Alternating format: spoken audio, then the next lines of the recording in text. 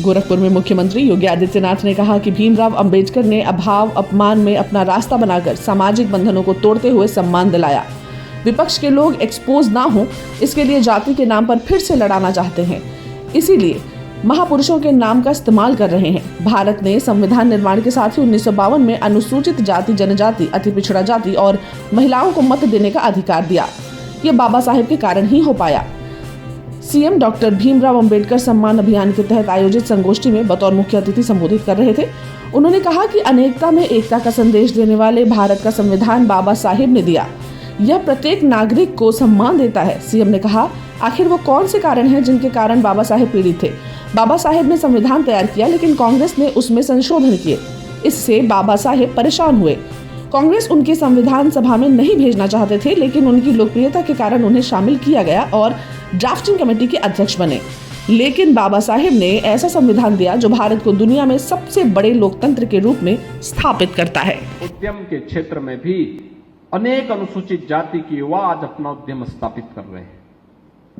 बहनों और भाइयों, यह काम पहले भी हो सकता था, समाजवादी पार्टी ने नहीं करने दिया। कांग्रेस का एजेंडा ही नहीं था। ये तो केवल जाति के नाम पर बांटने के पक्षधर थे।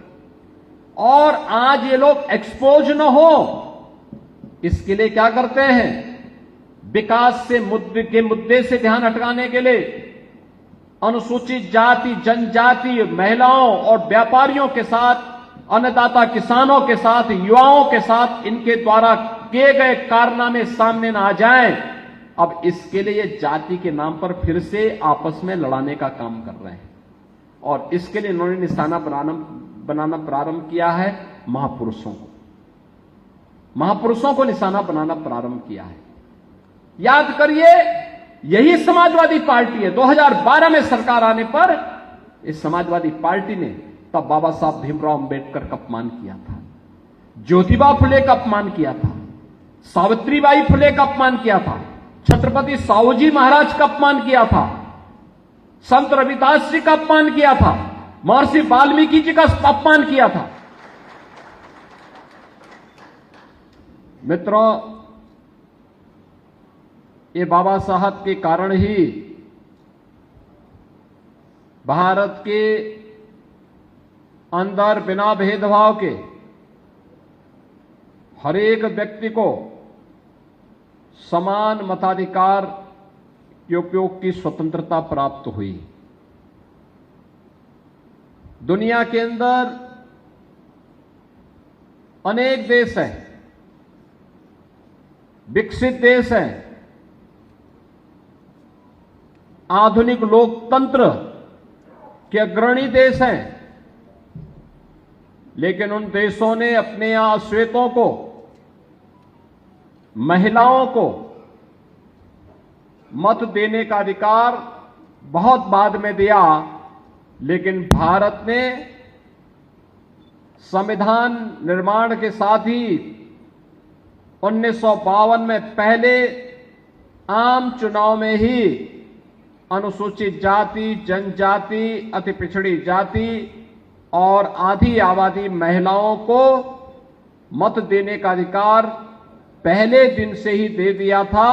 अगर यह किसी की कलम से संभव हो पाया तो वह नाम है बाबा साहब डॉक्टर भीमराव अंबेडकर जी का।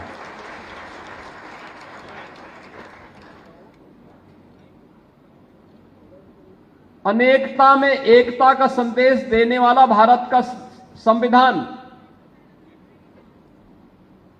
144 करोड़ भारतवासियों को उत्तर से दक्षिण तक, पूरब से पश्चिम तक आज अगर एकता के सूत्र में बांधने में सफल हुआ है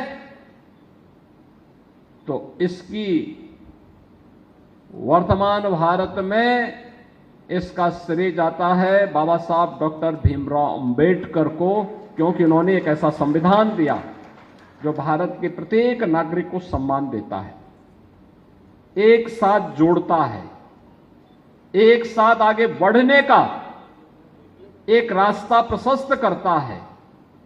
और बाबा साहब भीमराव अंबेडकर के प्रति उन्हीं कृतज्ञताओं को ज्ञापित करने के लिए प्रधानमंत्री मोदी जी के मार्गदर्शन और नेतृत्व में भारतीय जनता पार्टी ये आयोजन हर एक जनपद में पूरे देश के अंदर आयोजित कर रही है, जिससे बाबा साहब के योगदान को हम आम नागरिक तक पहुंचा सके और अनुसूचित जाति जनजाति के सम्मान को और मजबूती के साथ आगे बढ़ाने का काम कर सके।